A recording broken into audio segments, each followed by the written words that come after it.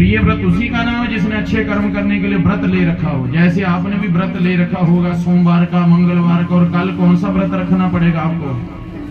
हाँ, एकादशी का।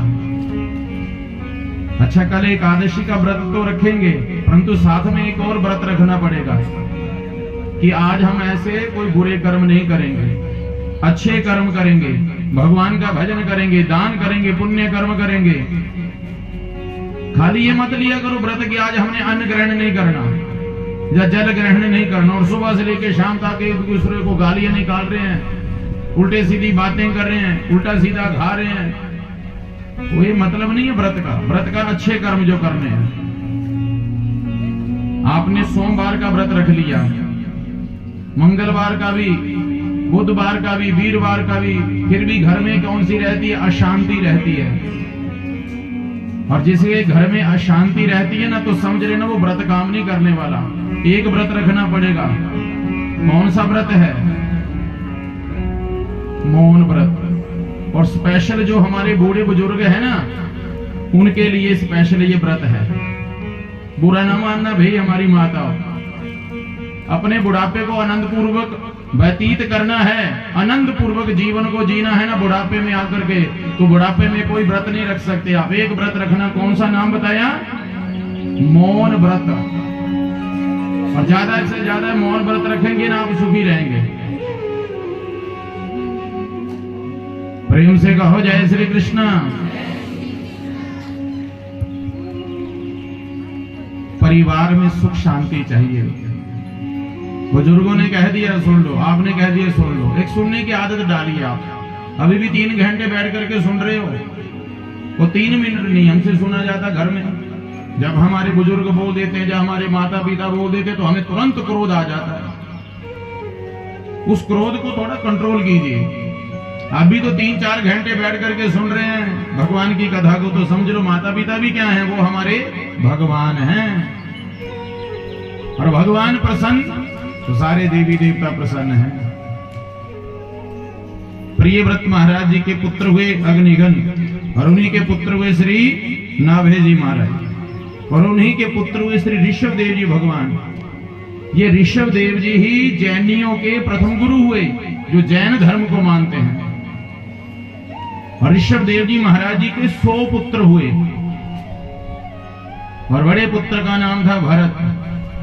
और ऋषभ देव जी भगवान पूरे विश्व के सम्राट भी थे।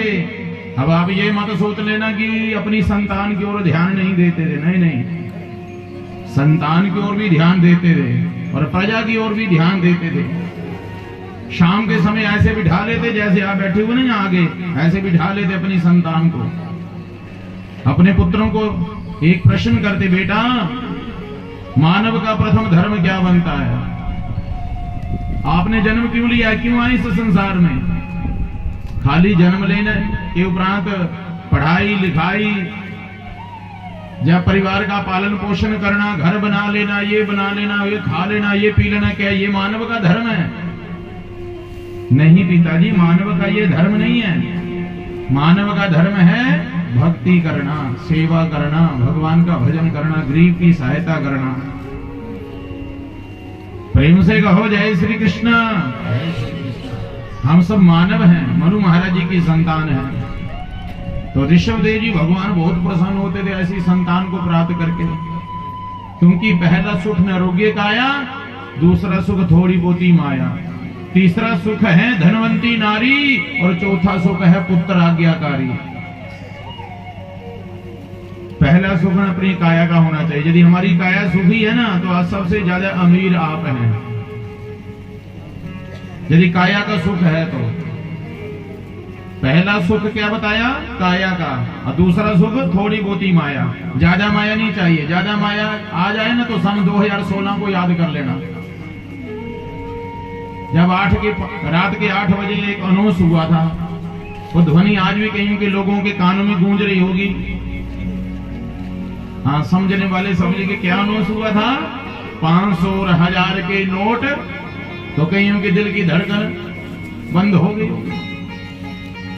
हम तो ठाकुर जी से कहते हैं, ठाकुर जी साईं इतना दीजिए जाके कुटुंब संभाए, मैं भी भूखा ना रहूं, घर आया साधु भी भूखा ना जाए।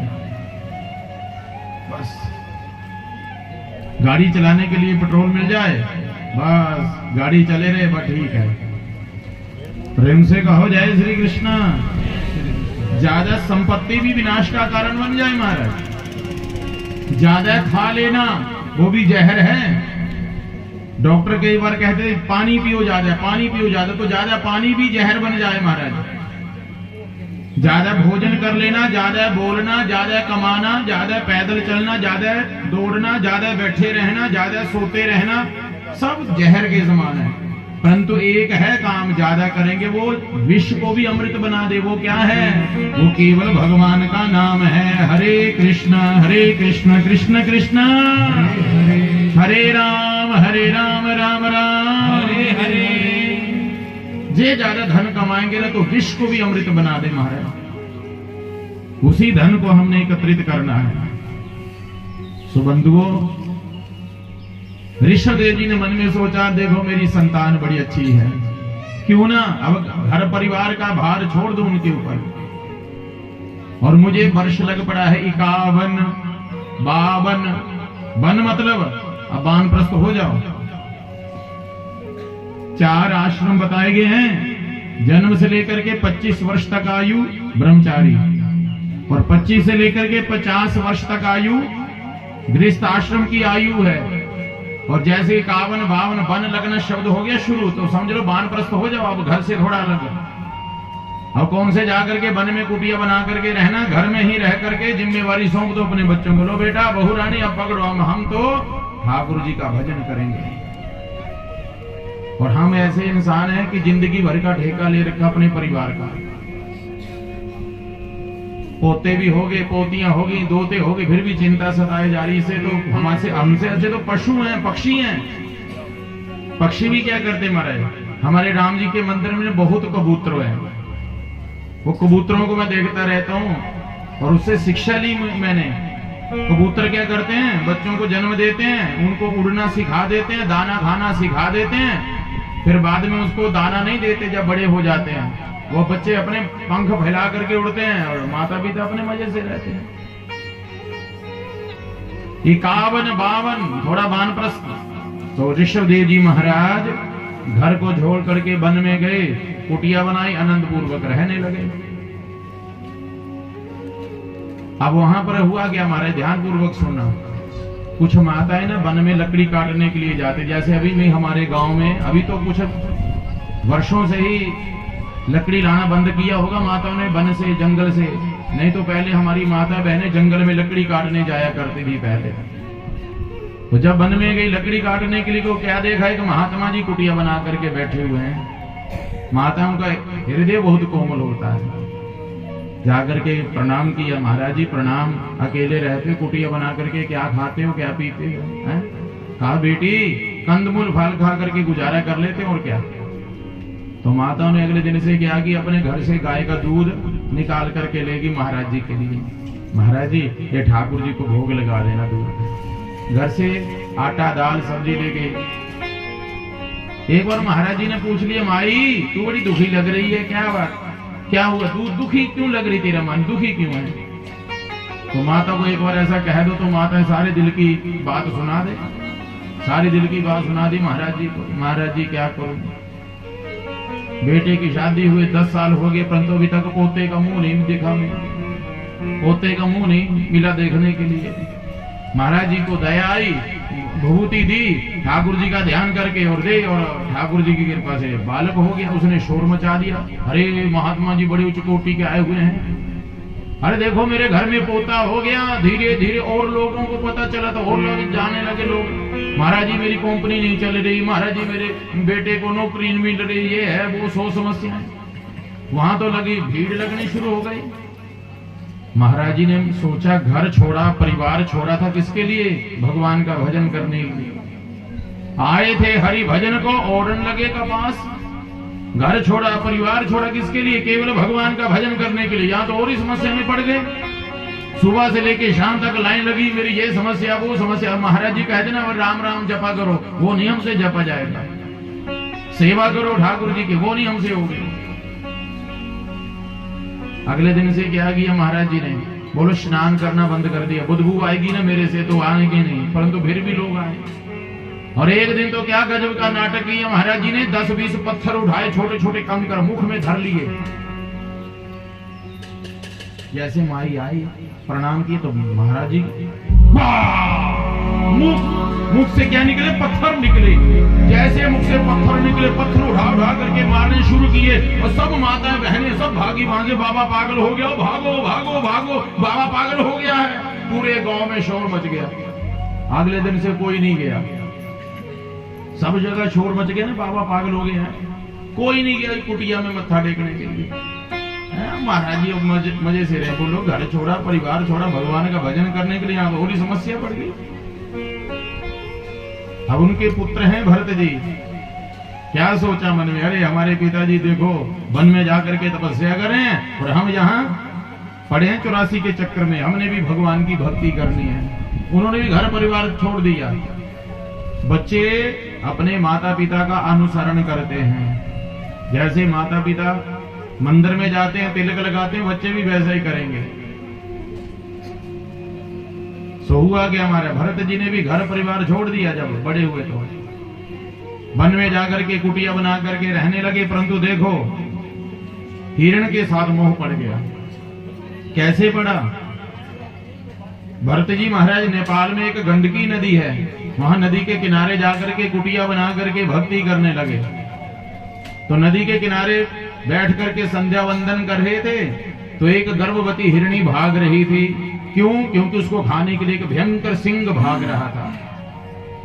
तो सिंह के भय से वो गर्भवती हिरणी नदी में कूद गई, छलांग लगा दी उसने, और नदी के बीच में ही हिरण के बच्चे को जन्म दे दिया और बाहर निकलते ही मृत्यु हो गई। ये दृश्य देख लिया किसने? भरत जी ने। हिरणी की मृत्यु क्यों हुई? क्योंकि एक तो सिंह का भय था और दूसरा प्रसव की पीड़ा को सहन नहीं कर पाई थी कि मृत्यु हो गई। भरत जी ने देखा रे हिरण का बच्चा बह जाएगा, मर जाएगा, तुरंत गले में कंठी माला धारण कर ली, छलांग लगा दी, नदी में कूद गए और बहते हुए उस बच्चे को पकड़ लिया और पकड़ के लाए, बाहर निकाल करके गर्म कपड़ा किया, अग्नि चेतन करके और कुटिया में लेके आ गए। हरी हरी घास लाए, तोड़ करके घास खिलाई।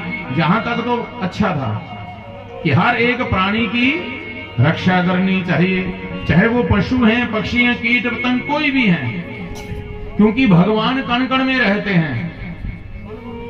तो हर एक प्राणी की रक्षा करनी चाहिए। अब आगे गर्मी आ रही है माताओं, तो गर्मियों में क्या करना चाहिए? छाया में बर्तन में जल डाल करके रखना चाहिए। तो पशु पक्षी कोई आए, कोई जल को पी ले, हमारे दाने डालने चाहिए उनको। ये हमारा संस्कृति, हमारे संस्कार हैं। कई प्रश्न करते हैं महाराज जी, आज से 20 साल पहले या 50 साल पहले गंडमूल नक्षत्र नहीं हुआ करते थे, काल सर्प योग नहीं होता, राहु केतु कहां चले गए थे वो उस समय, आज से 50 साल पहले। और अब जो बच्चा जन्म ले, कुंडली बनाए, अरे इसको तो काल सर्प योग है, ये गंडमूल नक्षत्र में जन्म लिया इसने, इसका राहु खराब है, इसका केतु खराब है, ये खराब है, वो ग्रह खराब है। पहले महाराज जी ग्रह कहाँ थे? अरे पहले ग्रह थे, परंतु हम शांति वैसे कर लेते, अपने हाथों से दान पुण्य करते ही रहते थे। मान लो जैसे हम गन्ने की फसल बीजते थे, तो गन्ने का रस निकाल कर, पहले गन्ने का रस जो मटकी किसको देते थे पीने के लिए? पंडित जी को, कुल पुरोहित को। गुड़ दे देना, महाराज जी के आश्रम में जाना, चलो पहले ही भाई आटा दाल जो भी है ठाकुर जी को चढ़ाओ। आधे ग्रह तो ऐसे शांत हो जाते थे। गौ को पेड़ा देना, गाय की सेवा करना। अब तो बोलना पड़ता है कि गाय की सेवा करो। पहले हमारे बुजुर्ग संस्कार ही ऐसे दिया करते, जाओ बेटा गाय को पेड़ा दे के आओ आटे का, गौ सेवा करके आओ। प्रेम से कहो जय श्री कृष्ण। अब हिरण के बच्चे के साथ मोह पड़ गया, किसका? भरत जी का। जब माला लेकर के बैठे ना, राम राम राम राम, तो हिरण का बच्चा ही मन में घूमने लगे, अरे हिरण का बच्चा मैंने बाहर बांध के रखा हुआ है, कहीं वो सिंह आकर के खा ना जाए। माला छोड़ दे, हिरण के बच्चे को ले आए, गोद में बिठाए तो खूब खेले उसके साथ। अब हिरण का बच्चा भी क्या करे? हिरण का बच्चा सोचे मेरे पिताजी हैं, मेरी माँ है जी। और भरत जी माला लेकर के जैसे माँ बैठे ना राम राम जपने, तो हिरण का बच्चा आ जाए अंदर कुटिया में, जीभ बाहर निकाल करके मुख चाटना शुरू कर दे, कभी पीठ चाटना शुरू कर दे, और भरत जी भी माला छोड़ दे, बच्चे को गोद में बिठाए और खूब लाड लगाए। धीरे धीरे समय व्यतीत होता गया, अंतिम समय आ गया, और अंतमति सो गति, अंतिम समय में किसका चिंतन किया? हिरण के बच्चे का। अरे मैं मर जाऊंगा, अरे हिरण के बच्चे की रक्षा कौन करेगा? और हिरण का बच्चा ही मन में घूम रहा था, और हिरण के बच्चे को याद करते करते मृत्यु हुई, तो दूसरा जन्म भी किसका मिला? हिरण की योनि मिली। अंतमति सो गति। और हमारा भी अंतिम समय अच्छा व्यतीत हो जाए ना, तो हमारी जो जिंदगी की क्या बन रही है? पिक्चर बन रही है, हिट हो जाएगी। और जिसकी पिक्चर का एंड अच्छा नहीं होता ना, फिल्म का एंड अच्छा नहीं होता, वो पिक्चर फ्लॉप हो जाती है। तो इसलिए माताओं हमारी समझ लो क्या बन रही है, अब जिंदगी की फिल्म बन रही है। और जब एंड हमारा अच्छा निकलेगा ना, तो हमारी जिंदगी की फिल्म हिट हो जाएगी। कितने रोल अदा कर रहे हैं?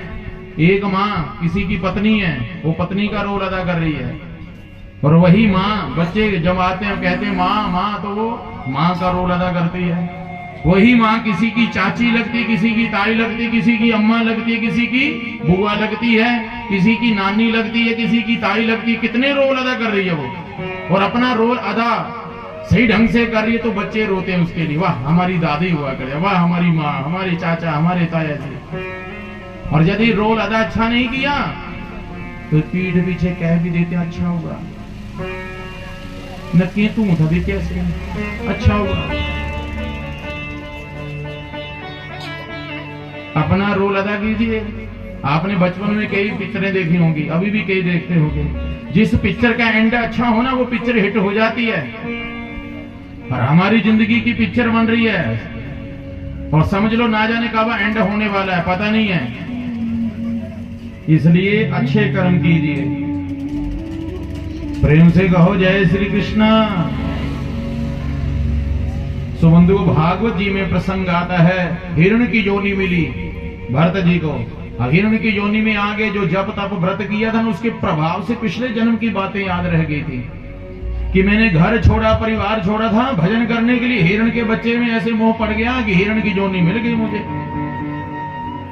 अब हिरण की योनि में भी आकर के सूखी घास खाए, हरी घास ना खाए। क्यों? हरी घास के ऊपर मच्छर इत्यादि जो जल जीव उड़ते रहते हैं, खाऊंगा जीव हत्या हो जाएगी, फिर 84 का चक्कर पड़ेगा। 84 लाख बार हमने जन्म लिया, तब जाकर के ये मानव का शरीर मिला है हमें।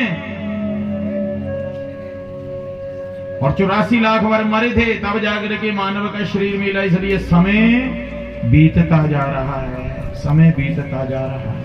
भगवान का भजन कर लो भाई। मरने के बाद उधर यमदूत पूछेंगे ना, तो तैने भला काम किया?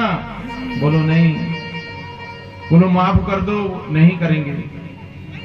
जमराज उस समय पूछेंगे हमसे कि तैने कभी महाशिव पुराण की कथा नहीं सुनी? तैने कभी भागवत जी की कथा नहीं सुनी? तैने कभी गरुड़ पुराण की कथा नहीं सुनी थी क्या? उस समय सुना होता तो तैने को कर्म कर लेना था। तैने दान नहीं किया, कभी भजन नहीं किया, कभी सत्कर्म नहीं किया, कभी भूखे को भोजन करवाया नहीं, प्यासे को पानी पिलाया नहीं, तो अब क्या मतलब? और महाराज जी अब टाइम बोला, अब नहीं टाइम। तैने कभी शुभ कर्म किए नहीं, अब तो चल चली का मेला चल भी ले जाएंगे पकड़ करके, जैसा कर्म किए वैसी सजा मिलेंगे।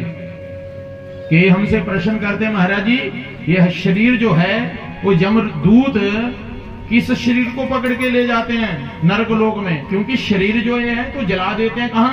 शमशान घाट के ऊपर। हमारा और आपका शरीर कहां जला देते हैं मरने के बाद? शमशान घाट के ऊपर जला देते हैं ना। तो किस शरीर को यमदूत पकड़ के ले जाते हैं? यमराज किस शरीर को ताड़ना देते हैं? तो सुनिए ध्यान पूर्वक। 2 प्रकार के शरीर हैं, स्थूल शरीर और एक सूक्ष्म शरीर। ये जो हमारा शरीर है इसे कहते हैं स्थूल, और जो सूक्ष्म शरीर होता है उसे पकड़ के ले जाते हैं कौन? यमदूत। उस शरीर को पकड़ के ले जाएंगे, फिर हमें ताड़ना देंगे। कई कहते हैं महाराज आत्मा तो परमात्मा का स्वरूप है, तो आत्मा सबके अंदर बैठी हुई है, तो क्या आत्मा भगवान जो है पाप कर्म करवाए? नहीं नहीं, आत्मा कभी पाप कर्म नहीं करवाती। तो पाप कौन करवाए? हमारा मन करवाए। अब कभी ऐसे तो कोई यहां बैठा नहीं होगा जिसने कभी पाप कर्म नहीं किए होंगे। कोई ना कोई, किसी ने कोई ना कोई तो पाप कर्म किया ही होगा। परंतु जब पाप कर्म किया होगा ना आपने, तो उस समय आपके अंदर से आवाज आई होगी क्या? अरे ये पाप कर्म नहीं करना, मैंने ये नहीं करना पाप कर्म। वो अंदर से आवाज देने वाला कौन है? वो परमात्मा है, वो नारायण है, वो हमारी आत्मा है। परंतु बाद में क्या आवाज आती है? कौन देख रहा है? कर दे। कौन देख रहा है? वो मन। इसी मन को तो भगवान के चरणों में लगाना है। ये मन चंचल है, मन की तीव्र गति है। मन लगाएंगे कैसे? एक जगह बैठने का अभ्यास की, जैसे कल परसों आपको कथा में सुनाया था। प्रेम से कहो जय श्री कृष्ण। सुबंधु, भगवान देखते हैं मन। भरत जी महाराज हिरण की योनि में भी आए हैं, सूखी घास खाएं। एक दिन गर्मियों के दिन में क्या हुआ? जंगल में आग लगी। आपने भी देखो गर्मियों में आग लग जाती कई बार। तो दूसरे जो हिरण के झुंड थे तो भाग के दूसरे वन में, परंतु भरत जी भगवान का चिंतन करते करते ही मर गए, जल गए उसी अग्नि में। तीसरा जन्म लिया, एक अंगीरस गोत्र के कुल के ब्राह्मण के कुल में जन्म लिया। क्या गोत्र था? अंगीरस गोत्र। उनके कुल में जन्म लिया जाकर के भरत जी ने। पिताजी बड़े प्रसन्न हुए, कुल पुरोहित को बुलाया। कहा पंडित जरा जन्म कुंडली तो देखिए जरा, मेरा बालक मेरे लिए शुभ है या अशुभ? तो जन्म कुंडली देखी गई। आहा पंडित जी, आपका बालक तो बड़ा तपस्वी बनेगा, यशस्वी है, भगवान का प्रिय भक्त होगा। अरे कौन ऐसे माता पिता जिनको प्रसन्नता ना हो अपने बालक की प्रशंसा सुन करके? सबको प्रसन्नता होती है। अरे माता पिता जी बड़ी प्रसन्न हुए, अरे हमारा बालक बड़ा हो के यशस्वी बनेगा, तपस्वी बनेगा। प्रेम से कहो जय श्री कृष्ण। सभी माता पिता को प्रसन्नता होती है। अब हुआ क्या महाराज? बालक बड़े हुआ, नाम भी संयोग से भरत रखा गया। जब भरत नाम रख दिया, उनका सबसे पहले यज्ञोपवीत संस्कार हुआ, मुंडन संस्कार हुआ, कर्णवेद संस्कार हुआ। हमारे सनातन धर्म के अंदर 16 संस्कार होते हैं। मुंडन संस्कार इत्यादि विवाह संस्कार है, ये सभी संस्कार हैं। तो जब यज्ञोपवीत संस्कार हुआ तो संयोग से गायत्री मंत्र, गुरु मंत्र मिल गया। कहा भी गया है कि जब तक यज्ञोपवीत ना हो तब तक हमें गायत्री मंत्र का जाप करने का अधिकार नहीं है। उसका पूर्ण फल कब मिलेगा हमें? जब हम यज्ञोपवीत धारण कर लें, जनेऊ धारण कर लें। तो हमें यज्ञोपवीत धारण करना चाहिए। प्रेम से कहो जय श्री कृष्ण। तो भागवत जी में प्रसंग आता है, संयोग से मंत्र मिल गया, गुरु मंत्र, गायत्री मंत्र। और पिताजी ने कहा बेटा गायत्री मंत्र याद करके सुनाओ ना, गायत्री मंत्र याद करके सुनाओ। और कहा देखिए महाराज, आज पिताजी बोल रहे हैं कि गायत्री मंत्र याद करके सुनाओ, कल को कहेंगे नवग्रह याद करके सुनाओ, एक दिन कह देंगे स्वस्ति वाचन याद करके सुनाओ। पड़ गया 84 का चक्कर। मैं भगवान का भजन कब करूंगा? एक दिन कह देंगे जाओ फिर जजमान के घर में कथा करके आओ, जजमान के घर में ये विवाह संस्कार करवा के आओ। जय श्री कृष्ण। 84 का चक्कर पड़ गया तो मैं भजन कब करूंगा? भरत जी ने गायत्री मंत्र ही नहीं सुनाया। पिताजी बोलते रह गए बेटा सुनाओ मुझे, सुनाओ, नहीं सुनाया। अंत में पिताजी ने नाम क्या रख दिया? जड़ भरत। तेरी बुद्धि जड़ वृक्ष जैसी, जैसे वृक्ष एक जगह स्थिर रहता है ऐसे तेरी बुद्धि एक जगह स्थिर रहती, तू जड़ भरत है। और पिताजी की हो गई मृत्यु। और छोटे भाई का विवाह भी हो गया, भरत जी की शादी नहीं हुई। कौन दे अनपढ़ को अपनी बेटी? प्रेम से कहो जय श्री कृष्ण। अब भरत जी अपने जीवन की रक्षा कैसे करते थे? जहां कहीं भी कथा होती थी, कीर्तन होता, वहां चले जाते, कथा सुनते, चरणाम प्रसाद मिलता, खाते और आनंद से घर में आ जाते। हाँ, एक दिन अपनी भाभी से कहा भाभी जी मुझे भूख लगी, रोटी दे दो। तो भाभी ने क्या किया? सूखी रोटी, मक्की की है, मोटा टिक्कर, उठाए और ऐसे फेंका जैसे कि किसी श्वान को डालते हैं, कुत्ते को डालते हैं। और आप सोचते होंगे कि भरत जी सूखी रोटी खा करके दुबले पतले थे, नहीं नहीं, तंदुरुस्त थे एकदम। श्री गुरु महाराज जी कहते हैं ना कि तुलसी बिरहा बाग की सिंचत ही मुरझाए, राम भरोसे जो रहे पर्वत पर हरि होई जाए। कि तुलसी तुलसी सब कहें, तुलसी बन की घास, हो गई कृपा राम की, तो बन गए तुलसीदास। तुलसीदास जी को कौन जानता था? कोई नहीं जानता था। ये तो राम जी की कृपा हुई कि तुलसीदास जी ठाकुर जी के साक्षात दर्शन किए राम जी के हैं। कई लोग हमसे कहते हैं महाराज जी तुलसीदास जी ऐसे नहीं बने, तो कैसे बने? बोलो पत्नी ने डांट लगाई थी, फटकार लगाई थी उसकी पत्नी ने, तब जाकर के तुलसीदास बन गए। मैंने हूं घट लगा दे अज कर दिया, किन्ने के बनी गए तुलसीदास, कितने ने छोड़ दिया घर। अरे भाई तुलसीदास जी के ऊपर कृपा राम जी की हुई थी, ठाकुर जी की कृपा हुई थी, तब बने थे वो तुलसीदास। ये तुलसी हमने भी लगा रखी है, सर्दी से बचाते हैं, गर्मी से बचाते हैं, फिर भी मुरझा जाती है।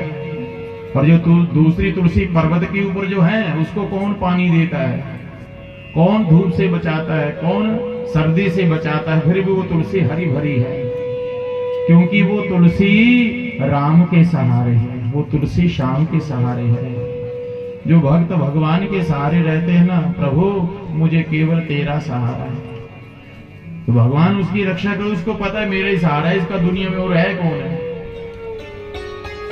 प्रेम से कहो जय श्री कृष्ण। भरत जी महाराज एकदम तंदुरुस्त। एक दिन तो भाई ने क्या किया, बोलो यहाँ खाते रहते अन्न के दुश्मन, काम धाम कोई करते नहीं हो, जाओ खेतों में सरसों बीज रखी है, ये पकड़ो लठ, लठ पकड़ के जाकर के चिड़िया को उड़ाना, जाकर के गाय आ जाती है खाने के लिए वो सरसों कनक, उसको भगाना लठ मारने हैं, और वहां जाकर के झोली में हाथ डाल करके राम राम तो भजते रहना। भरत जी गए, जाकर के ना वहां खेत के किनारे खड़े हो गए और देखा जाकर के चिड़िया खूब आ रही है, कनक सरसों खा रही है, गाय भी खूब आ रही है।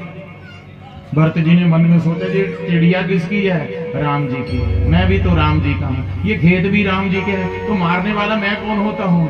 वो तो क्या कहने लगे, ओ राम जी की चिड़िया राम जी के खेत, आओ रे चिड़िया खाओ भर पे, आओ रे चिड़िया खाओ भर पे। राम जी की चिड़िया राम जी के खेत, राम जी की चिड़िया राम जी के खेत, आओ रे चिड़िया खाओ भर पेट, आओ रे चिड़िया खाओ भर पेट।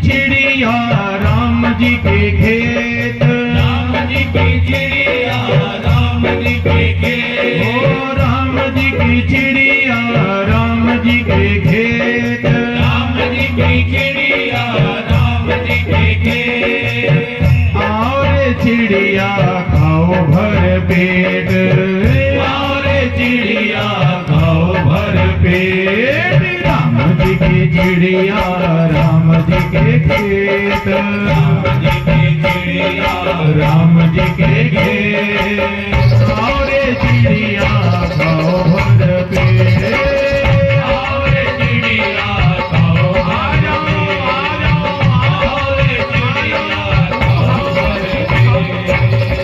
अरे महाराज कोई प्रेम से पुकारे तो क्यों ना आए महाराज, आपको प्रेम से बुलाया तो सब आप आए। इसलिए बंधुओं खूब चिड़िया आए, खूब कबूतर तोते आकर के खूब सरसों खा रहे। इतने में छोटे भाई ने देखा, रे बड़ा भाई बन गया था, लठ लेकर के मैंने कहा था चिड़िया को भगाना, क्या कर देख तो आऊं मैं। तो गया तो वो कह रहा आ जाओ खूब खाओ, आप भी आ गए।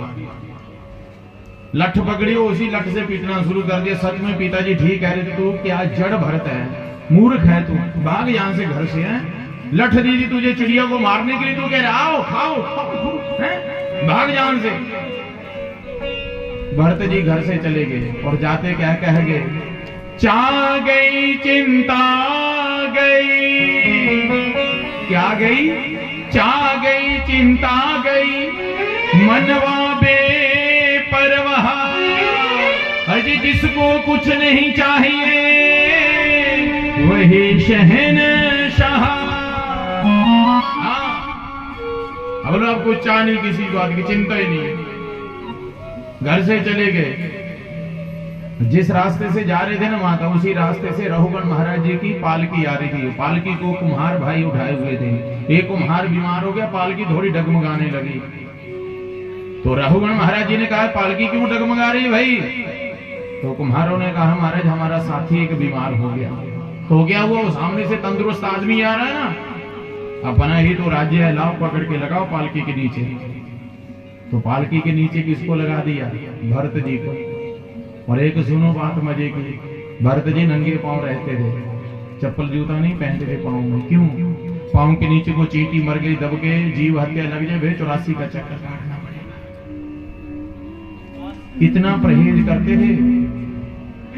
भरत जी को पता था मैं हिरण के चक्कर में पड़ा, हिरण की योनि मिली। पिछले जन्म की बातें क्यों याद रहेगी? तो 10-20 हजार माला जाप की थी ना, उस जाप के प्रताप से पिछले जन्म की बातें याद रह गई थी भरत जी को। बोला अब नहीं वो जीव हत्या करूंगा।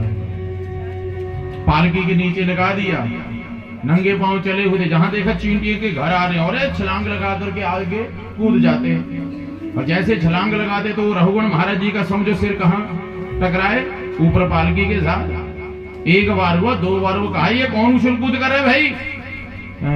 कुम्हारों ने कहा महाराज जी अभी भैया आदमी लगाए ना, यही बड़ा उछल कूद कर रहा है। रघुगण महाराज जी ने जैसे नीचे दृष्टि डाल करके देखा है, इतने मोटे तगड़े तंदुरुस्त हैं, कभी तेने परिश्रम नहीं किया पालकी उठाने का, मूर्ख कहीं का। भरत जी ने मन में सोचा दुनिया मुझे मूर्ख कहे ये मुझे स्वीकार है, परंतु ये मुझे ना कोई कह दे कि भरत जी के कंधे के ऊपर बैठा हुआ राजा भी मूर्ख रह गया। कंधे के ऊपर उठाई हुई है पालकी और पीछे पलट करके हाथ जोड़ करके कहा महाराज क्षमा कर देना, ये मोटे हो जाना, दुबले पतले हो जाना, ये शरीर का धर्म है, आत्मा का धर्म नहीं है। और मैं शरीर नहीं हूं, आत्मा हूं। शरीर ही हमारा जन्म लेता है, शरीर ही दुबला पतला होता है, शरीर ही मोटा होता है, शरीर ही बड़ा होता है, शरीर ही बोना रहता है। और मैं शरीर नहीं हूं, मैं आत्मा हूं। रघुगण महाराज जी ने जब देखा कि यज्ञोपवीत है, मोटा सा यज्ञोपवीत है, कंधे के ऊपर है, कहीं ये वशिष्ठ ऋषि तो नहीं है, कहीं ये दुर्वासा ऋषि तो नहीं है, तुरंत पालकी से नीचे कूद गए, चरणों में गिर गए, हाथ जोड़ करके क्षमा याचना मांगी, महाराज मुझे क्षमा कर दीजिए, मैंने आपका अपमान कर दिया, मुझे क्षमा कर दीजिए, मैं आपको पहचान नहीं पाया, आप कौन से ऋषि हैं? भरत जी कहते हैं मैं वो हूं जो आप हैं, मैं भी आपकी तरह से इंसान हूं। बोलो महाराज जी मैंने आपका अपमान कर दिया, मुझे क्षमा कर दीजिए। भरत जी कहते आपने मेरा अपमान नहीं किया। अरे भाई जिसकी जो दुकान में सामान होता वो तो आवाज लगाता है बेचने के लिए, और जिसको जरूरत नहीं है वो नहीं खरीदता। जैसे आप मेले में जाते हो, बाजार में जाते हो, आपने खरीदने हैं रसगुल्ले, आपने खरीदनी है सब्जी, तो वहां पर तो सूट साड़ियों वाले भी दुकान कहता है साड़ी ले लो, सेल सेल सेल सेल, भाई 5000 वाली साड़ी 500 में मिल रही है, आ जाओ ले जाओ। परंतु आपने क्या खरीदना है? मिठाई, तो आप मिठाई वाली दुकान में जाएंगे, ना कि सूट साड़ी खरीदेंगे। तो ऐसे ही जड़ भरत जी ने क्या कहा, बोलो आपकी दुकान में जो था वो आप बेच रहे थे, पर मुझे नहीं चाहिए, मैंने खरीदा ही नहीं, मुझे दुख नहीं लगा जो आपने अपशब्द कहे मुझे। तो कहा महाराज आत्मा कहाँ रहती है, आत्मा भी तो शरीर में रहती है। जैसे सुनिए महाराज, बर्तन में हम जल डाल दें, जल में चावल डाल दिए और बर्तन उठा करके रख दिया कहाँ, चूल्हे के ऊपर, आग जला दी, तो माताओं आग सबसे पहले गर्म किसको करेगी, बर्तन को या पानी को या चावल को, बर्तन को, है ना। तो मान लो ये शरीर हमारा बर्तन है, जैसे शरीर उस बर्तन को अग्नि ने गर्म कर दिया, फिर पानी गर्म होगा, फिर चावल गर्म होंगे, चावल उसके अंदर है, पानी के अंदर। तो ऐसे आत्मा भी तो किसके अंदर है, हमारे शरीर के अंदर है। हमने गालियां निकाली, अपशब्द कहे आपको, तो वो अपशब्द, वो शब्द आपके कान में गए, कान के रास्ते होते हुए आपके यहाँ हृदय में गए होंगे, उस आत्मा को भी दुख लगा होगा। रघुगण महाराज जी ने कहा, इधर भरत जी ने कहा, सुनिए रघुगण महाराज जी, अग्नि, बर्तन, पानी, चावल, ये सब पदार्थ हैं, ये सब पदार्थ हैं, और आत्मा पदार्थ नहीं है। आत्मा क्या नहीं है, पदार्थ नहीं है। हम अग्नि को देख भी सकते हैं, स्पर्श भी कर सकते हैं, चावल को देख भी रहे हैं, स्पर्श भी कर रहे हैं, ऐसे बर्तन को देख भी रहे हैं, स्पर्श भी कर लेते हैं। ठीक उसी तरह से आत्मा को किसी ने देखा नहीं है, ना आत्मा को किसी ने स्पर्श किया है। आत्मा अजर है, अमर है, शाश्वत और नित्य है महाराज। आत्मा को कोई जला नहीं सकता, कोई काट नहीं सकता, कोई पानी से गीला करना चाहे नहीं गीला कर सकता महाराज। और मैं कौन हूं, आत्मा हूं, शरीर नहीं हूं। रघुगण महाराज जी ने चरणों में प्रणाम किया, प्रणाम करके और उसी समय क्षमा याचना मांगी, प्रभु मुझे आप ये बता दीजिए, अब मैं उस परम पिता परमेश्वर का भजन कैसे करूं, मैं उस जगतपति जगदीश्वर की सेवा कैसे करूं, क्योंकि मैंने तो अधम नीच पाप कर्म किए हैं। और ध्यान पूर्वक सुनना, ऐसा उपदेश दिया रघुगण महाराज जी को। रघुगण महाराज जी अब प्रार्थना करते हैं उनके आगे कि आप ये बता दीजिए, मैं आपकी भक्ति कैसे करूं, उस परमात्मा की सेवा कैसे करूं। अब जैसा भी हूं तो है तो नारायण जी मैं आपका हूं, तो इसलिए आइए हम सब भी उस परम पिता परमेश्वर जगतपति जगदीश्वर के आगे प्रार्थना करते हैं कि प्रभु हम आपकी चरणों की सेवा कैसे करें, हम आपकी भक्ति कैसे करें। हमारे जैसा नीच अधम पापी भी नहीं इस दुनिया में, तो हे नाथ आप मुझे बता दीजिए हम आपकी भक्ति कैसे करें, सेवा कैसे करें, क्योंकि मैं पतित हूं और आप पतित पावन हो। जैसा भी हूं मैं आपका हूं, अच्छा हूं बुरा हूं भी किसका, आपका हूं मैं। तो इसलिए आइए उस जगतपति जगदीश्वर के आगे प्रार्थना करते हैं क्या, हे प्रभु मुझे बता दो, हे हरि मुझे बता दो, चरणों में कैसे आऊं, माया के बंधनों से, माया के बंधनों से छुटकार कैसे पाऊं, हे हरि मुझे बता दो।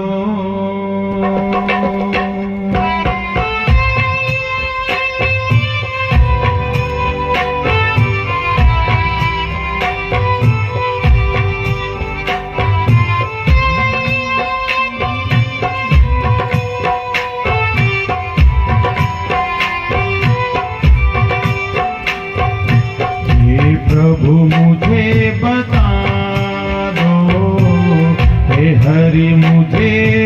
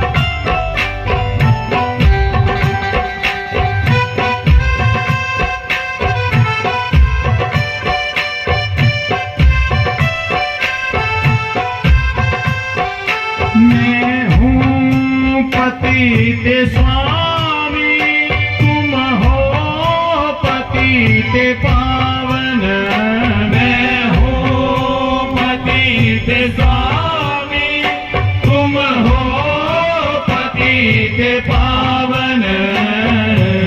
अब गुण भरा हृदय है, अब गुण भरा हृदय है, इसे कैसे मैं दिखाऊं, हे हरि मुझे बता दो, हे प्रभु मुझे बता दो।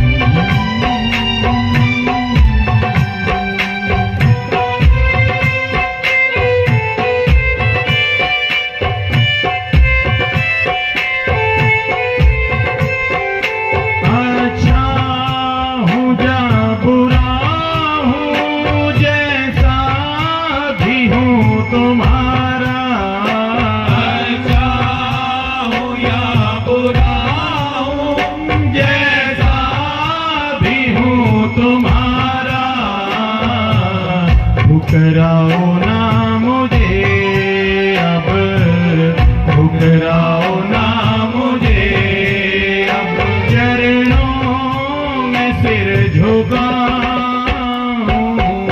हे हरि मुझे बता दो, हे प्रभु मुझे बता दो, चरणों में कैसे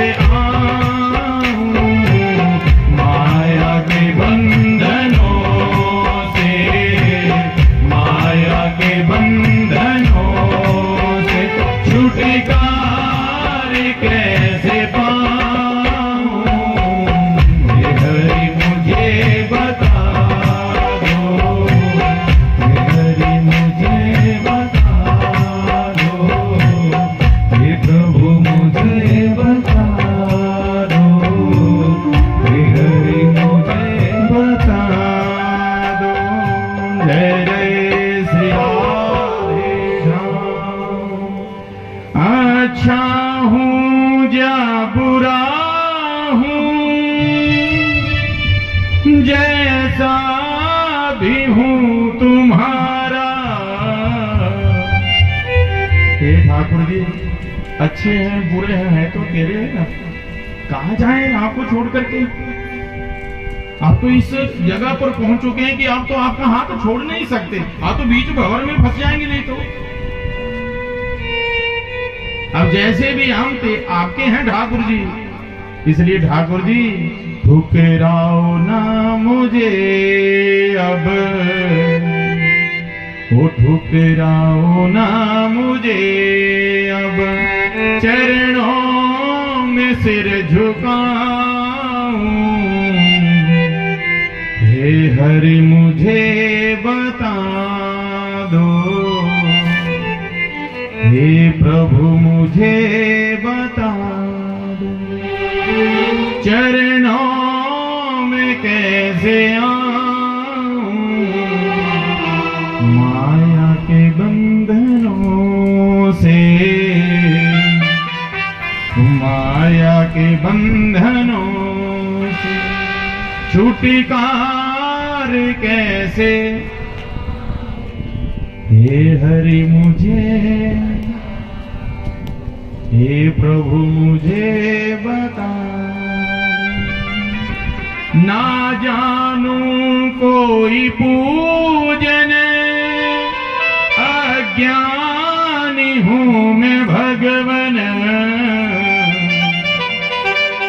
जब ठाकुर जी का श्रृंगार करते हो ना, सुबह स्नान करते पूजन करते हो, उस समय इस भजन को गुनगुना दिया करो। ठाकुर जी हमें कुछ नहीं आता, ना भजन करना ना श्रृंगार करना। हम ठाकुर जी से यही कहते हैं, मैं कुछ नहीं जानता प्रभु, आपका सेवा करनी नहीं जानता। तो कई लोग कहते हैं हम ठाकुर जी की सेवा करते हैं, हम ठाकुर जी की सेवा करते हैं। नहीं, ठाकुर जी हमारी सेवा कर रहे हैं। मैं तो कहता हूँ ठाकुर जी मैं आपकी सेवा नहीं करता हूँ, मेरा परिवार आपके सहारे हैं, आप ही पालन पोषण मेरा कर रहे हो। आप तो पूरे ब्रह्मांड के नायक हो, पूरे सृष्टि के मालिक हो। हम आपको कथा क्या सुनाएं? कई माताएं ठाकुर जी को लाती हैं, बोलो आपने ठाकुर जी को कथा सुनानी है। अरे ठाकुर जी को कथा सुनाए? अरे ठाकुर जी तो हमें कथा सुना रहे हैं। अब जैसे भी हैं ठाकुर जी, हम आपके हैं। बस प्रेम से कहो जय श्री कृष्ण। 3 भरत हुए। एक भरत अभी आपने जो कथा सुनी भागवत जी की कथा के बीच, अभी जड़ भरत की। और दूसरे भरत कौन हुए? त्रेता युग के। कौन? राम जी के भाई भरत। और तीसरे भरत कौन हुए? कालिदास जी ने, महाकवि कालिदास, जिन्होंने नाटक लिखे 3। एक नाटक का नाम था अभिज्ञान शकुंतला। तो शकुंतला के पुत्र हुए भरत। 3 भरतों के नाम के ऊपर ही हमारे देश का नाम क्या पड़ा है? भारत देश। उसी भारत माता की हम क्या कहते हैं? जय कहते। बोलिए भारत माता की। हाँ, आवाज कम आई। भारत माता की। शर्म क्यों करते हो? जचता है ना, भारत माता की जय बोलते हैं। इंग्लैंड माता की जचता मुंह के ऊपर? नहीं ना जचता। अब कपड़ा भी वही पहनते जो जचे। अच्छा, पाकिस्तान माता की बोल, बंगला माता की बोल, ऐसे थोड़ी महाराज। इटली माता की ऐसे बोल तो जचता हमारे मुंह। एक ही जचता क्या? भारत माता की जय। हाँ, ये जचता हमारे मुख के ऊपर। अरे सी भारत माता के हम लाडले हैं, प्यारे हैं। एक माँ हमारी भारत माता, दूसरी गौ माता, तीसरी धरती माता, चौथी माँ है जो जन्म देने वाली माँ। जन्म देने वाली, जो जन्म दिया जिसने, उस माँ को प्रणाम कर लिया। ये धरती माँ ने हमें अनाज दिया खाने के लिए। जब मुख में दांत नहीं थे तो किसने जन्म दूध पिलाया? माँ ने। अच्छा, सबसे पहले तो जन्म कहाँ लिए? इस भारत भूमि के ऊपर। कौन सी भारत भूमि? जहां देवी देवता तरसते हैं कि हमें मानव का शरीर मिले। देवी देवता कोई इंग्लैंड में, फ्रांस में, कहीं वहां विदेश में नहीं जन्म लिया उन्होंने। जितने भी अवतार हुए हमारी भारत भूमि के ऊपर अवतार हुए। राम जी, कृष्ण जी, वामन जी, नरसिंह भगवान ने भारत में ही अवतार लिया है। अब मुझे आप ये बताइए, अंग्रेज मंदिर कहाँ है? वृंदावन में है ना। और ठाकुर जी की कृपा से महाराज जी विदेश जाने के लिए मौका मिला 2-4 बार। गुरु जी ने निकार कर दी, नहीं जाना वहां। क्यों? बोलो वहां धन बहुत मिलेगा, माता पिता की सेवा नहीं मिलेगी। ठीक है फिर। और यहाँ पर कमी भी नहीं रहेगी। ऐसा आशीर्वाद दिया ठाकुर जी ने, गुरु जी ने। नहीं गए। कहा अंग्रेज मंदिर कहाँ? भारत में। अंग्रेजों ने भगवान की भक्ति की। यदि पैसे से भगवान मिल जाते तो उनके पास बहुत पैसा है, वहीं पर खरीद लेते भगवान को। उन्होंने भी यहाँ आकर के भजन किया। और एक बात सुनो, संस्कार उनके जो बच्चे होते हैं मोटी मोटी चोटियां रखते हैं, धोती पहनते हैं, तिलक लगाते हैं। और माताएं खूब साड़ी सूट पहन करके, तिलक लगा करके और गले में तुलसी धारण करके हरे कृष्णा कृष्ण कृष्ण हरे राम एक ही महामंत्र का जाप करें। प्रेम से कहो जय श्री कृष्ण। नाम के अंदर शक्ति है माता। अजामिल जो डाकू था, अजामिल डाकू की कथा सुनी होगी आपने। कौन था वो? ब्राह्मण था। परंतु गणिका को पर पुरुष के साथ संबंध बनाते हुए देख लिया। उस गणिका को लेके आ गया घर में। वो घर में ला करके प्रेम से रहने लगा।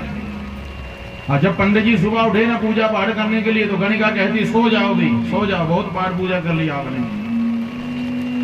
कर्म करना बंद कर दिया।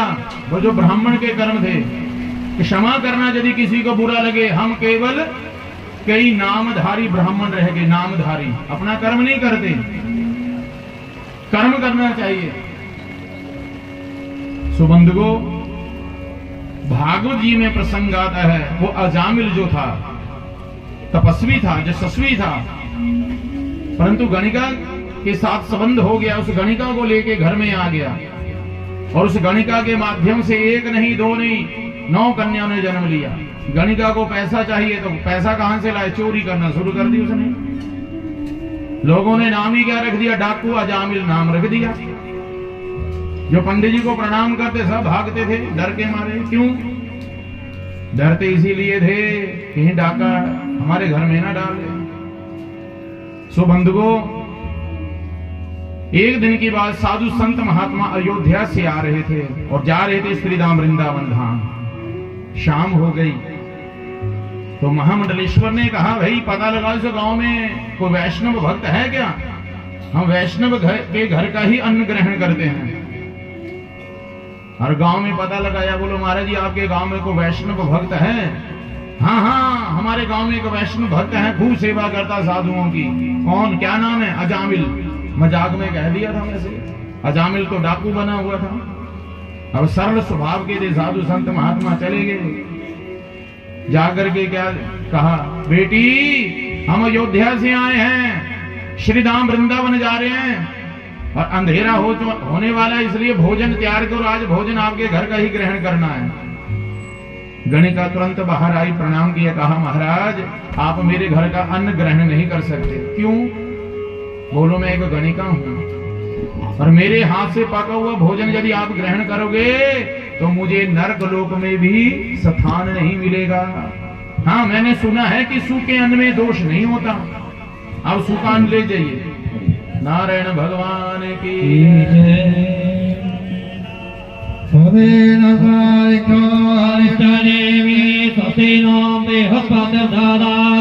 पायः पृथिव्यां पायोगादिषु पायो दिव्यन्तरिक्ष पायो दाः पायस्पतिः प्रदिशः सन्तुमयं विष्णोराराणमसि विष्णो सम्पत्तिस्तु विष्णो सूर्यसि विष्णो ध्रुवमसि वैष्णवमसि विष्णुवे त्वा ॐ देवता वातो देवता सूर्यो देवता चन्द्रमा देवता वसवो देवता रुद्रा देवता आदित्या देवता मरुतो देवता विष्णुदेवा देवता बृहस्पतिर्देवतेन्द्रो देवता वरुणो देवता जो शान्ति अन्तरिक्षं शान्ति पृथिवी शान्तिराप शान्तिरोषधयः शान्ति वनस्पतयः शान्तिर्विश्वे देवा शान्ति ब्रह्म शान्ति सर्वगण शान्ति शान्तिरेव शान्ति सामा शान्तिरेव शान्तिर्भवतु यतो यतः समीहते तथा अभयं गुरु नन्दः गुरु प्रजाभ्यो भयं नः पशुभ्यः। करारविन्देन पदारविन्दं मुखारविन्देन विनिवेशयन्तं भद्रास्य भद्रास्य पुरेशयानं बालमुकुन्दं मनसासुरामि बालमुकुन्दं शिरसा नमामि। नीलां दर्शितो दारशीलं करतौलितशैलं वेणुवाद्यसालं व्रजन् कुलपालं